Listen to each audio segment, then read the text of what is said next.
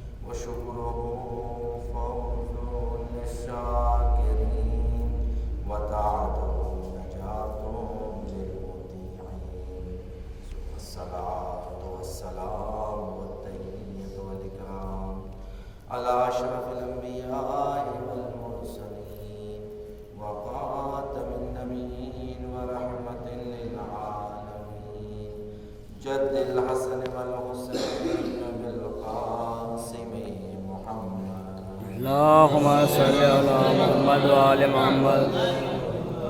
وعلى أهل بيته الطيبين الطاهرين المعصومين المظلومين سيما بقية الله في الأرضين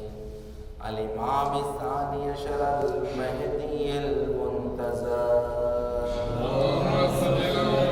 محمد وآل محمد ولعنة الله على أعدائهم أجمعين من العان إلى قيام يوم الدين. أما بعد فقد قال الله تبارك وتعالى في محكم كتاب المجيد وفرقان الحميد وقوله الحق. بسم الله الرحمن الرحيم. يا أيها الذين آمنوا اتقوا الله وكونوا مع الصادقين. اللہم صلی علی محمد وآل محمد.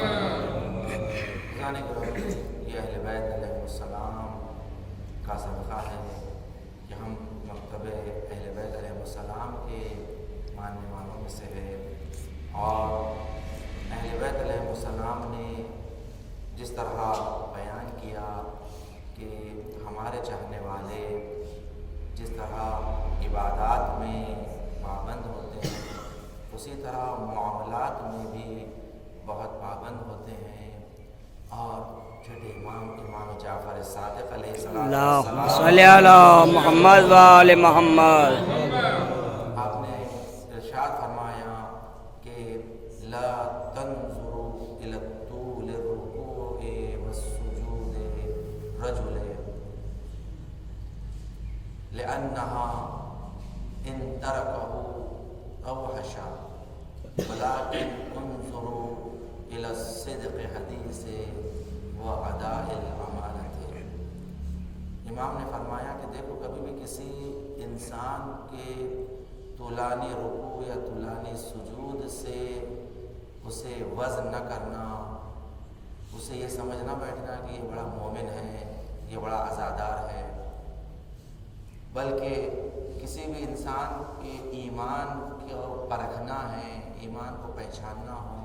تو اس کے قول میں صداقت اور امانت داری سے پہچاننا،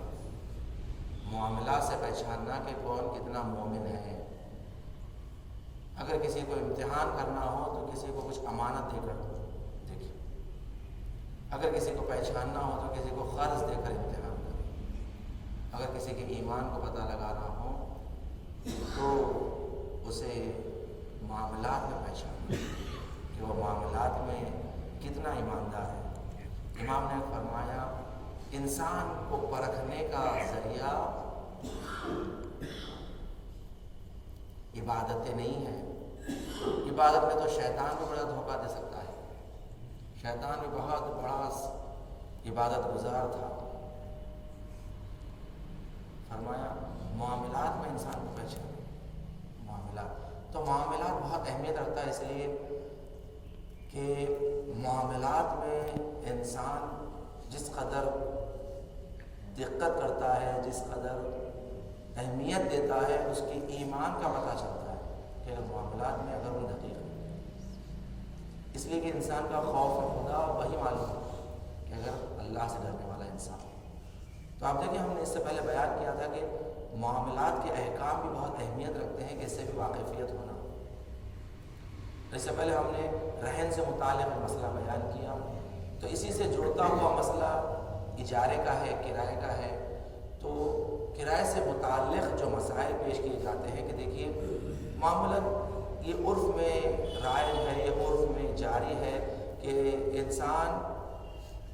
کسی نہ کسی چیز کو اجارہ کرتا ہے، کرائے پر لیتا ہے. تو کرائے پہ لی جانے والی شے یا مکان ہو سکتی ہے، یا کوئی گاڑی ہو سکتی ہے، کوئی وسیلہ ہو سکتی ہے، یا حتیٰ انسان بھی ہو سکتا ہے کہ آپ انسان کو بھی کرائے پہ لیتے ہیں. یعنی آپ کسی مزدور کو لاتے ہیں مزدوری کے لیے، تو در حقیقت میں یہ اجارہ ہے کہ آپ اس کو اجارے پر لائے ہیں کہ اتنے گھنٹے وہ آپ کے لیے کام کریں یا یہ فلاں کام کریں. اس کے بعد اس کی آپ مزدوری اسے آپ دے دیں گے گھنٹے کی بنا پر یا دن کی بنا پر. یہ بھی اجارے میں آتا ہے. تو وسائل وسیلے کو بھی اجارہ کیا جاتا ہے یا انسان کو. اس کی کیا شرائط ہے، کن شرطوں کی بنا پر ایک اجارہ صدق کرتا ہے، کہاں پر اجارہ ہے. تو کہتے ہیں کہ دیکھیے اجارے کے لیے جو شرائط ہے، جس چیز کو اجارہ کیا جا رہا ہے اس سے واقف ہونا ضروری ہے. آپ اسے جانتے ہو. مثلا آپ ایک گھر کرائے پر لے رہے ہیں تو آپ گھر سے واقف ہو کہ یہ گھر ہے. ایسا نہ ہو کہ آپ یہ کہیں کہ اس گھر کے کمروں میں سے ایک کمرہ میں آپ کو کرائے پر دے رہا ہوں. یہ صحیح نہیں ہے. جہاں کرائے پر دیا جا رہا ہو وہ مشخص ہو. جیسے نماز جماعت میں لازم ہے کہ اگر آپ کسی امام جماعت کے پیچھے نماز پڑھ رہے ہیں تو امام جماعت مشخص ہو آپ کے لیے کہ مثلا میں کس کے پیچھے نماز پڑھ رہا ہوں. اگر ایک سے 4 علماء اگر جمع ہو جائیں جماعت میں، یہ بھی ایک اعجاز سے کم نہیں ہے کہ ایک جماعت میں 1 سے 4 علماء جمع ہو جانا. اگر جمع ہو گئے بالفرض تو آپ بولے کہ مثلا میں کس کے پیچھے نماز پڑھ رہا ہوں، یہ علماء میں سے کون نماز پڑھا رہا ہے. آپ بولیں کہ بھائی جو بھی پڑھا رہا ہوں میں کیا کروں، بہرحال میں کسی عالم کے پیچھے نماز پڑھوں. نہیں، صحیح نہیں. آپ کو معلوم ہونا چاہیے کہ میں کس کے پیچھے نماز پڑھ رہا ہوں. اسی طرح آپ اگر اجارہ کر رہے ہیں تو اجارے میں مشخص ہونا چاہیے کہ مثلا فلاں کمرہ، فلاں گھر، پرٹیکولر چیز، یہ اجارہ کر رہا ہوں. دوسرا شرط یہ ہے کہ اجارہ کرنے والا جس چیز کو اجارہ کر رہا ہے، لے رہا ہے، وہ اس سے واقف ہو، یا عینی اعتبار سے یعنی وہ دیکھ چکا ہے کہ مثلا یہ گھر ہے، یہ کمرہ ہے، یا خصوصیات کے اعتبار سے اس نے دیکھا نہیں ہے مگر خصوصیات کے اعتبار سے وہ جانتا ہے کہ ہاں یہ خصوصیات ہے، یہ اس طریقے سے ہے. کوئی گاڑی کرائے پہ لے رہے ہیں آپ تو بولے کہ یہ خصوصیات ہے گاڑی کی، گاڑی کرائے پہ آپ کو بھیج دی جائے گی، آپ کے لیے بھیجیں گے. کون سی گاڑی بھیج رہے ہیں، بولے یہ فلاں یہ والی کار آئیں گے آپ کے، وہ بھی اجارہ ہے. تو اس میں ضروری ہے کہ مشخص ہو کہ یہ آ رہی ہے. بعد میں یہ نہ ہو کہ جو ہے سو آپ نے کرائے کی گاڑی کی بات کی اور جب گاڑی آئی آپ کو تو آپ نے کہا کہ نہیں مجھے تو یہ نہیں چاہیے تھا، آپ نے تو چھوٹی گاڑی بھیجا دی، میں نے تو بڑی گاڑی سمجھی تھی. آپ نے کہا کہ نہیں بھائی اتنے پیسوں میں یہی گاڑی آتی ہے. پہلے سے مشخص ہو کیا چیز اجارے پہ لی جا رہی ہے، اس کی خصوصیات سے بات. اجارے کا جہاں اجارہ کیا جا رہا ہے شرط ہے کہ اجارے کی مدت معین ہونا چاہیے. کیا مدت کے لیے آپ کو اجارہ چاہیے، گھر چاہیے، کتنی مدت کے لیے، مدت مشخص ہونا چاہیے، معین ہونا چاہیے. غیر معینہ مدت کے لیے اجارہ کرنا جائز نہیں ہے، صحیح نہیں، معاملے سے نہیں. مدت معین ہو، یہاں سے یہاں تک کہ میں کرایہ پہ لے رہا ہوں. کوئی گاڑی کرایہ پہ لے رہے ہیں تو کتنے گھنٹے کے لیے چاہیے آپ کو، کیا کام کے لیے چاہیے، کہاں جا کے آنا ہے آپ کو، یہ مشخص. ڈیسٹینیشن جیسے آپ ڈالتے ہیں آج اولا اوبر جو بھی آپ کیب کرتے ہیں تو آپ ڈیسٹینیشن ڈالنا پڑتا ہے کہ مجھے یہاں سے یہاں جانا ہے. اس کے بعد جو اجارے کے شرطوں میں سے ہے کہ اگر مالک مکان نے آپ کو جو چیز آپ نے اجارہ پہ کی ہے وہ آپ کے حوالے کر دی، اس کی جو چابی ہے آپ کے حوالے کر دی، اب آپ وہ گھر میں جا کر رہتے ہیں یا نہیں رہتے ہیں، اسے استعمال کرتے ہیں یا نہیں کرتے ہیں، آپ کو اس کا کرایہ دینا ہے. آپ کو کرایہ دینا ہے۔ جیسے ہی آپ کو اس کو ہینڈ اوور کر دی گئی فلاں مکان فلاں گاڑی فلاں چیز، تو آپ کو اس کا کرایہ دے کر آپ یہ نہیں کہہ سکتے کہ میں تو اس میں گھر میں گیا ہی نہیں، ہم نے استعمال ہی نہیں کیا، ہم آ ہی نہیں سکے، ہمیں مثلا ٹکٹ ہی نہیں ملا، ہم کرایہ کر لیے تھے گھر میں، مگر آپ بولے کہ ہم آنا ہی نہیں ہوا، ہم آئے نہیں، تو وہاں پر آپ جو ہے کرایہ دینے پر مجبور ہے، آپ کرایہ دینا ہے، چاہے استعمال کرو یا نہ کرو۔ آپ نے اپنے حوالے لے لی وہ چیز، آپ کی ہینڈ اوور ہو گئی، آپ اس کو کرایہ دیں۔ آپ ایک مزدور کو کرایہ پر لے کر آئے کام کے لیے، اب آپ اسے کام کرائیں یا نہ کرائیں، کوئی وجہ سے آپ کام شروع نہیں ہو سکا، کام نہیں ہو سکا، آپ اسے اینٹ اٹھانے کے لائے تھے، وہ اینٹ کی گاڑی نہیں آئی، اینٹ ہی نہیں آئی،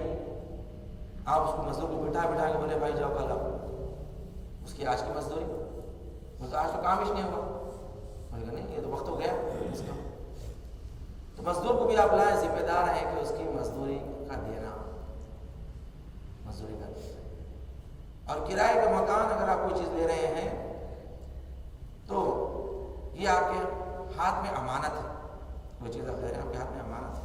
اور امانت کے بھی احکام اور امانت کی بھی شرائط بیان ہوں گے، امانت کسے کہتے ہیں، امانت کے احکام ہے، مگر اسی کرائے کے ذمن میں بھی ایک بات یہ آ جائے کہ دیکھیں کرائے کا مکان آپ کے ہاتھ میں امانت ہے، آپ اس گھر میں کرائے پر لے رہے ہیں رہنے کے لیے، آپ اس گھر میں ایک کیلا نہیں ٹھوک سکتے، ایک دیوار میں کیلا نہیں ٹھوک سکتے ہیں آپ، مگر یہ کہ مالک مکان کی اجازت سے آپ گھر میں کوئی تبدیلی نہیں لا سکتے ہیں، مگر یہ کہ مالک مکان کی اجازت سے کہ میں یہاں پر پردہ لگانا چاہتا ہوں، یہاں پر بلب لگانا چاہتا ہوں، یہاں ٹیوب لائٹ لگانا چاہتا ہوں، کیا آپ کی اجازت ہے؟ ایسا نہ ہو کہ آپ کرایہ پہ لے لیے تو آپ سمجھیں کہ یہ میرا گھر ہے، بلکہ میں اپنا گھر سمجھ کے بھی انسان تھوڑی بہت رعایت کر لیتا ہے، کرایے کے مکان میں تو جا کے جو چاہے کرو، یہ جائز نہیں، حرام، حرام۔ اسی وجہ سے گھر میں بلائیں آتی ہیں، بیماریاں آتی ہیں، انسان جو بیمار پڑتا ہے، مصیبتوں میں گرفتار ہوتا ہے، یہی ناجائز کام کرو، نمازیں پڑھ رہے ہیں، لاکھوں زیارت عاشورہ پڑھ لیجئے، زیارت اہل بیت توسل کر لیجئے، لاکھ عزاداری کر لیجئے، رو رو کے مر جائیے، اگر آپ معاملات میں ہی جو ہے پیدل ہے، آپ امانت میں خیانت کرنے والے ہیں، اور پھر ہم خائنوں پر، شہزادی کے حق کو غصب کرنے والوں پر لعنت کرتے ہیں، ہم خود جو ہے اپنے بھائی کا حق غصب کر بیٹھے ہوئے ہیں، یا ہم خود کسی مومن کو امانت میں خیانت کرتے ہیں، یہ ہرگز نہیں کیا جا سکتا۔ اہل بیت نے صرف فرمایا کہ ہمارے چاہنے والوں شیعوں کو پہچاننا ہو تو معاملات میں پہچانو، یہ طولانی سجود، طولانی رکوع، طولانی عزاداری دیکھ کر یہ نہیں سمجھا کہ بہت بڑا عزادار تھا، کیا عزادار تھا، ہر مجلس میں تھا، ہر فرش عزا پر نظر آتا تھا، کیا چیخ چیخ کے روتا تھا، کیا مومن تھا، کیا مومن تھا، بولے معاملات میں کیسا تھا، معاملات میں کیسا تھا۔ اہل بیت نے فرمایا اس سے پہچان کو ہمارے عزادار کو، ہمارے چاہنے والوں کو انہی میں پہچان کو، معاملات میں کیسے، اس قدر اہمیت ہے اہل بیت علیہ السلام کے ذکر کی کہ ابھی آپ نے ذاکر اکبر سے مرثیہ سنا، ہمارے بنی ہاشم کا ایام فاطمیہ ہے، مگر آپ دیکھیں ہمارے بنی ہاشم و شہزادی کونین کا جو رابطہ ہے، میرے انیس نے جو مرثیہ لکھا تو شہزادی کونین سے جو منسوب کیا ہے واقعے کو، جب رخصتی ہو رہی ہے مدینے سے، ہاں بلاؤ میرا عباس دلاور ہے کدھر،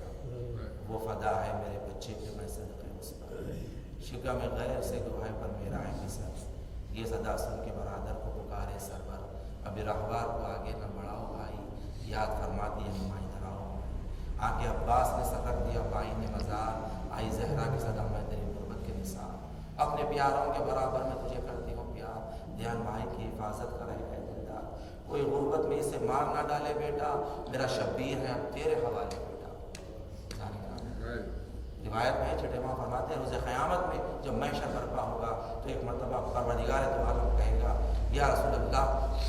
بتائیں کہ فاطمہ آج اپنے شیعوں کی بخشش کے لیے بارگاہ الہی میں کیا وسیلہ لائی ہے، تو ایک مرتبہ جب رسول خدا شہزادی کونین سے کہیں گے کہ اے فاطمہ بتاؤ اپنے شیعوں کی بخشش کے لیے بارگاہ الہی میں کیا وسیلہ لائی ہو، تو ایک مرتبہ شہزادی فرمائے گی کفانی ھذا الیوم الیدان المقطوعتان من ابن العباس، آج میرے حسین کے رونے والوں کے لیے میرے عباس کے کٹے ہوئے بازو، یہ دو عباس کے کٹے ہوئے بازو کافی ہے میرے چاہنے والوں۔ الا لعنۃ اللہ علی القوم الظالمین وسيعلم الذين ظلموا ينقلبون بارک اللہ پروردگار ہم سے قبول فرما، ہمارے مجلس حاضرین سے ذکر کو قبول فرما،